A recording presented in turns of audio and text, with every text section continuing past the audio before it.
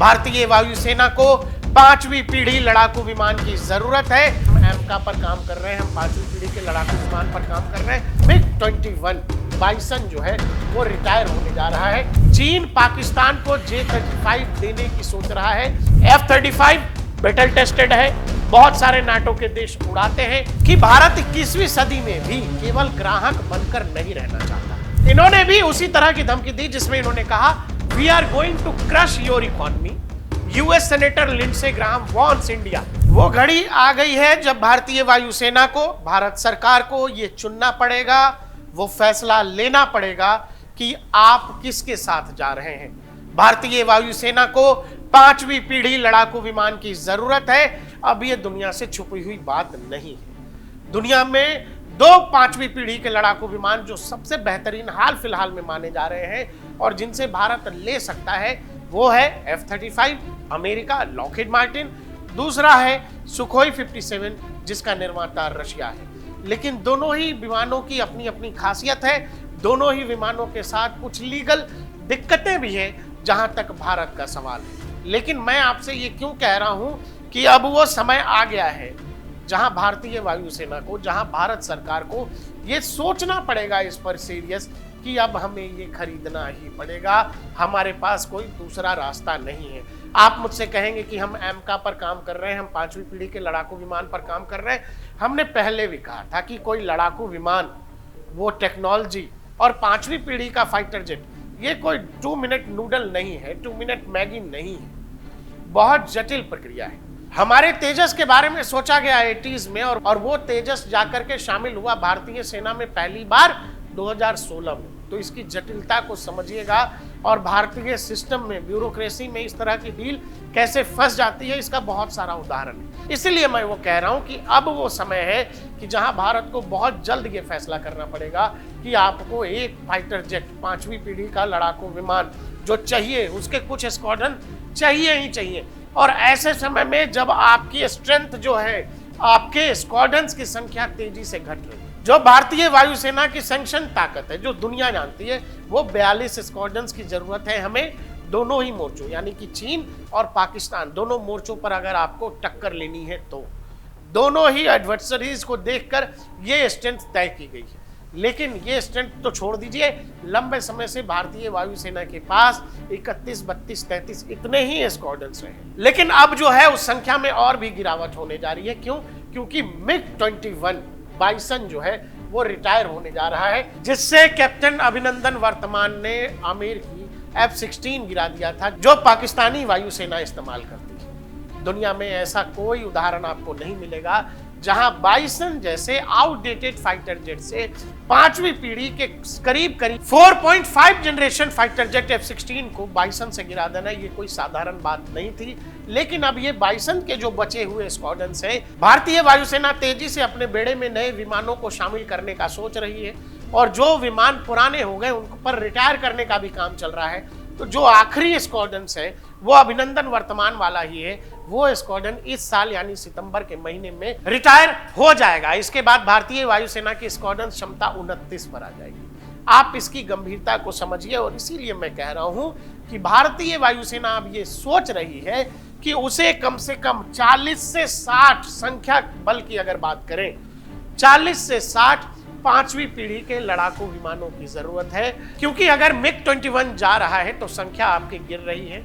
दूसरी तरफ चीन पाकिस्तान को J-35 देने की सोच रहा है और अगले साल तक वो हो सकता है पाकिस्तानी वायुसेना में J-35 शामिल भी हो जाए। तो पाकिस्तान के पास 5th जनरेशन फाइटर जेट होगा। हालांकि ये बात और है कि J-35 वॉर टेस्टेड होना, बैटलफील्ड में टेस्ट होना बाकी है। लेकिन फिर भी मैं कह रहा हूं चीन के पास 5वीं पीढ़ी का J-20, J-35 चीन पाकिस्तान को भी दे रहा है और हमारे पास 5वीं पीढ़ी का यानी स्टेल्थ तकनीक का ना होना एक बड़ा कमजोरी कह लीजिए, एक बड़ी बात कह लीजिए भारतीय वायुसेना के लिहाज से। इसीलिए जब MiG-21 अब रिटायर हो रहा है तो भारतीय वायुसेना ने रक्षा मंत्रालय को एक प्रपोजल कहा है कि भाई हमें कुछ स्क्वाड्रन्स 5वीं पीढ़ी के जल्द से जल्द लेने चाहिए। उनकी संख्या 3 से 4 स्क्वाड्रन्स के बीच हो सकती है। मतलब अगर संख्या पर जाएं तो 40 से 60 फाइटर जेट लिए जा सकते हैं दोस्त मुल्क से, जो हमारा मित्र राष्ट्र है उससे। अब अमेरिका देखें तो अमेरिका के भी हथियार भारतीय वायुसेना इस्तेमाल करती है, भारतीय सेना इस्तेमाल करती है, और रूसी हथियार हम लंबे समय से इस्तेमाल कर ही रहे हैं। अब इसमें भारतीय वायुसेना के लिए जो बेस्ट होगा वही भारतीय वायुसेना करेगी। F-35 और Su-57 as MiG-21s retire and China races ahead, India looks abroad for 5th generation fighter jet। हमारे पास ऑप्शन नहीं है, हम इस उम्मीद में नहीं रह सकते कि हमारा AMCA का प्रोजेक्ट पूरा होगा और उसके बाद हम 5वीं पीढ़ी का लड़ाकू विमान भारतीय वायुसेना में शामिल करेंगे। इसमें कम से कम 10 साल और अधिक से अधिक कितना भी लग सकता है। मैंने तेजस का उदाहरण आपको दे दिया। फाइटर जेट बनाना, फाइटर जेट की कहानी को आगे बढ़ाना, हमारे पास फाइटर जेट का अपना इंजन तो है ही नहीं। तो इसीलिए जब इंडिजिनस की बात आप करते हैं तो इस पर आपको सोचना यह भी पड़ेगा, क्योंकि तेजी से स्क्वाड्रन्स की संख्या घट रही है, तो आपको यह सोचना पड़ेगा कि वो स्क्वाड्रन्स की ताकत, भारतीय वायुसेना की ताकत भी कैसे मेंटेन रहेगी। अगर चीन और पाकिस्तान से आपको टक्कर लेना है तो अभी आपको ये एक्शन लेना पड़ेगा, जहां आपको सोचना है कि 60 स्टेल्थ जेट की जरूरत तत्काल, F-35 या Su-57 के बीच चुनाव जल्द होगा। ये मौका है भारतीय वायुसेना के पास, और एक तरह से एक बड़ा प्रश्न भी है भारतीय सेना, भारत की सरकार के पास, कि आपको कौन से फाइटर जेट के साथ आगे बढ़ना है। F-35 बैटल टेस्टेड है, बहुत सारे नाटो के देश उड़ाते हैं। Su-57 अभी पूरी तरह से रशियन वायुसेना में भी शामिल नहीं है, और इसके प्रोडक्शन को लेकर भी रूस में काफी सारी परेशानी है। भारत पहले Su-57 प्रोजेक्ट का हिस्सा था, बाद में भारत इससे निकल गया था। जैसे मतलब पार्टनरशिप वाली कहानी थी कि जैसे रूस और भारत मिलकर ब्रह्मोस बनाते हैं, अब खबर आई है कि ब्रह्मोस का हाइपरसोनिक वर्जन भी भारत रूस मिलकर बनाएंगे। वैसे ही जब 5th जनरेशन फाइटर जेट रूस ने बनाना शुरू किया था तो रूस ने भारत को ऑफर किया था, लेकिन बहुत सारी पेचीदगियों की वजह से भारत इससे बाहर हो गया था। लेकिन रूस एक बार फिर से कह रहा है कि हम Su-57 TOT 100% transfer of technology के साथ भारत के साथ करना चाहते हैं। भारत के लिए ऑफर वो अभी भी खुला हुआ है, इसीलिए भारत को यह जल्द से जल्द चयन करना पड़ेगा, Su-57 या F-35। अब सवाल है, अमेरिकी वेपन्स के साथ दिक्कत यह है कि अमेरिका वेपन्स पर बहुत कंट्रोल करता है, चाहे वो दुनिया के किसी भी देश को अपना वेपन दे दे। अमेरिकी माइंडसेट जो है, अमेरिकी रक्षा विभाग जो है, जो पेंटागन है, वो अपने हथियारों पर कंट्रोल कभी 100% छोड़ता नहीं। और भारत के लिहाज से जब ये देखेंगे, यही बड़ी मुश्किल है कि अगर आप F-35 ले लेते हैं तो हम रशिया से 100% TOT करा लेंगे, दुनिया के किसी और देश से करा लेंगे, लेकिन क्या अमेरिका, क्या लॉकहीड मार्टिन इस बात के लिए तैयार होगा कि F-35 का TOT करे, 100% ट्रांसफर ऑफ टेक्नोलॉजी करे। साथ ही साथ जो भारतीय वायुसेना, जो भारत सरकार की मांग है कि आपसे हम बड़ी डील तब करेंगे जब आप डील का बड़ा हिस्सा भारत में तैयार करेंगे। का मतलब ये कि अगर मान लीजिए F-35 लॉकहीड मार्टिन से डील होती तो लॉकहीड मार्टिन से भारत की सरकार, भारतीय वायुसेना ये कहेगी कि हो सकता है आप 10-20 की संख्या में F-35 इन ऑपरेशनल पोजीशन भारत को दे सकते हैं, लेकिन बाकी के बचे हुए फाइटर जेट्स का निर्माण आपको भारत में करना पड़ेगा, भारत की प्राइवेट कंपनी, भारत की HAL की मदद से, और उनको मदद देनी पड़ेगी, उनके सहयोग से आपको F-35 का निर्माण करना पड़ेगा। साथ ही F-35 का निर्माण आपको भारत की जरूरतों के हिसाब से करना पड़ेगा। हम केवल अमेरिकी मिसाइल नहीं लगाएंगे F-35 में, हम उसमें ब्रह्मोस भी लगाना चाहेंगे, हम उसमें अस्त्र भी लगाना चाहेंगे, हम उसमें नागास्त्र भी लगाना चाहेंगे। कहने का मतलब ये है कि F-35 के साथ जो अमेरिकी बंदिश होगी, वो अमेरिकी बंदिश भारत नहीं मानेगा। अब वही सवाल अटकता है कि क्या अमेरिका इस बात के लिए तैयार होगा। अमेरिका भी ऑफर दे चुका है, डोनाल्ड ट्रंप कह चुके हैं कि आप F-35 लीजिए, लेकिन भारत का मसला यह है कि भारत 21वीं सदी में भी केवल ग्राहक बनकर नहीं रहना चाहता है, हम निर्माता बनना चाहते हैं। इसीलिए हम 5वीं पीढ़ी AMCA पर बहुत इन्वेस्ट कर रहे हैं, लेकिन चूंकि अभी मौजूदा समय की जरूरतों को देखकर हमें कुछ जरूरत है 5th जनरेशन फाइटर जेट की, इसीलिए या तो हम अमेरिका का रुख करेंगे या रशिया का रुख करेंगे। F-35 को लेकर जो मेजर कंसर्न है भारतीय रक्षा विभाग में वो यही है कि क्या अमेरिका 100% TOT के लिए तैयार होगा जैसा रशिया है। रशिया तो कह रहा है कि आप अपने यहाँ जो प्रोडक्शन लाइन आपकी Su-30s वाली है, MKIs वाली, आप उसी में Su-57 का निर्माण कर लीजिए, आप 100% इंडिजिनस बना लीजिए इसको, आप इसमें ब्रह्मोस लगाइए, आप इसमें अस्त्र लगाइए, जो मिसाइल आपको यूज करना है आप यूज करिए। कहने का मतलब यह है, रशिया का ऑफर 100% टीओटी, अमेरिका वेपन जो है दुनिया भर में जो दिए जाते हैं वो शर्तों के साथ दिए जाते हैं। यही संकट है, अमेरिका की तरफ झुकाव ज्यादा नहीं हो सकता है, वायुसेना का यह संभव है। लेकिन दूसरी तरफ संकट यह है कि F-35 वॉर टेस्टेड है, बहुत सारे नाटो के देश ऑलरेडी इसका इस्तेमाल कर रहे हैं, लेकिन Su-57 को लेकर बहुत सारे प्रश्न चिन्ह है।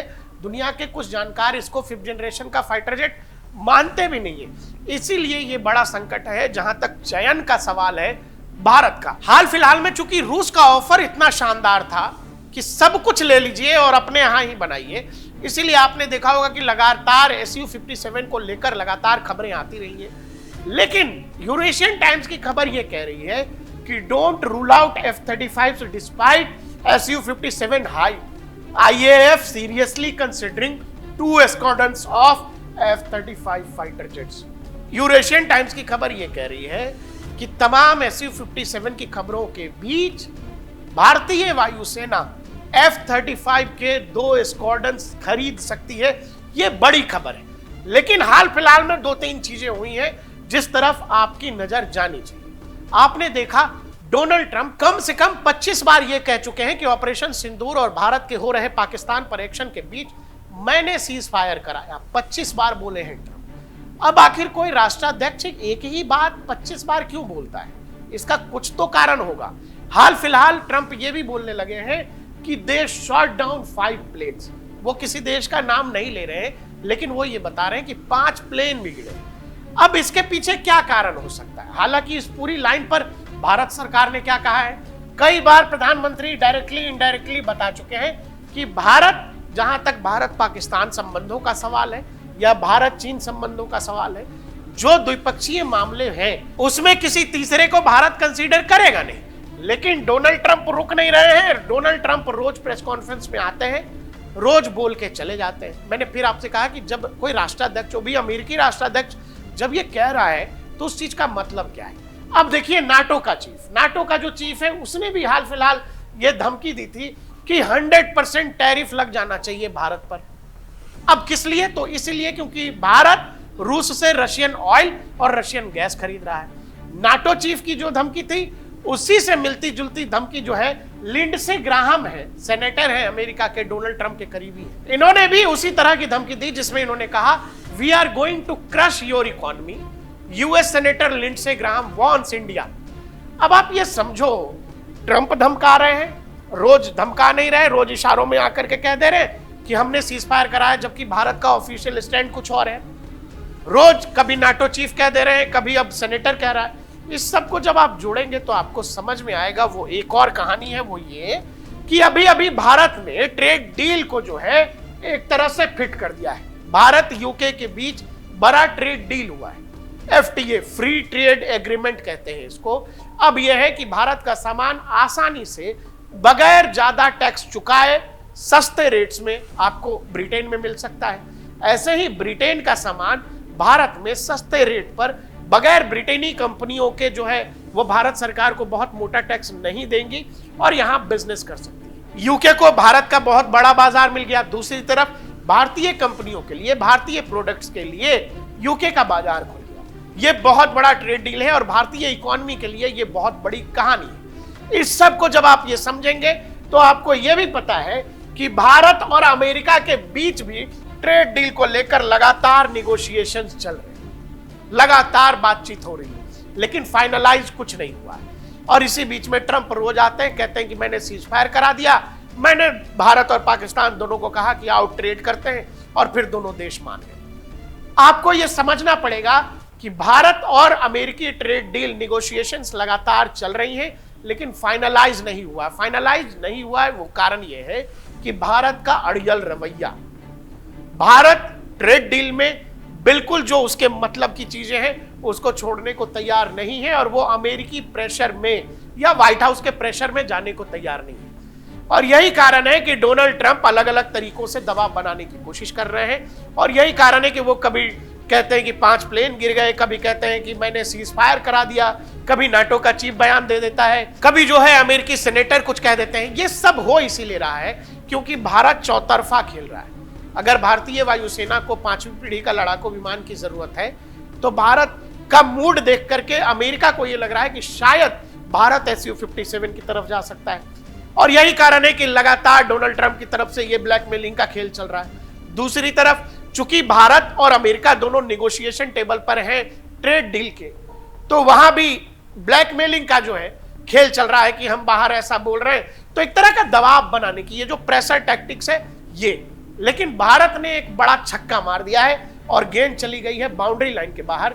ऐसे में जो नाटो का मेंबर है उससे भारत ने जितनी बड़ी ट्रेड डील की है, ये अमेरिकी थिंक टैंक के लिए चोट की तरह है। क्योंकि जब अमेरिका भारत को ब्लैकमेल करने की कोशिश कर रहा है, नरेंद्र मोदी ने बहुत बड़ी ट्रेड डील क्रैक कर ली है।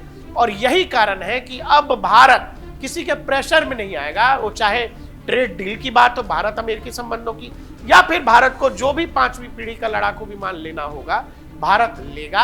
अमेरिका को शायद ये लगता है कि वो ब्लैकमेल कर सकता है अलग अलग मसलों पर, वो चाहे F-35 की बात हो या ट्रेड डील की बात हो। लेकिन डोनाल्ड ट्रंप कुछ ऐसा है जो नहीं समझ रहे, वो ये कि नरेंद्र मोदी दुनिया के हाल फिलहाल में सबसे बेहतरीन पॉलिटिशियन है। आप हमें कमेंट सेक्शन में बताना, इतना सारा प्रेशर पॉलिटिक्स चल रहा है, इस बीच में भारत क्या निर्णय लेने जा रहा है, F-35 या SU-57।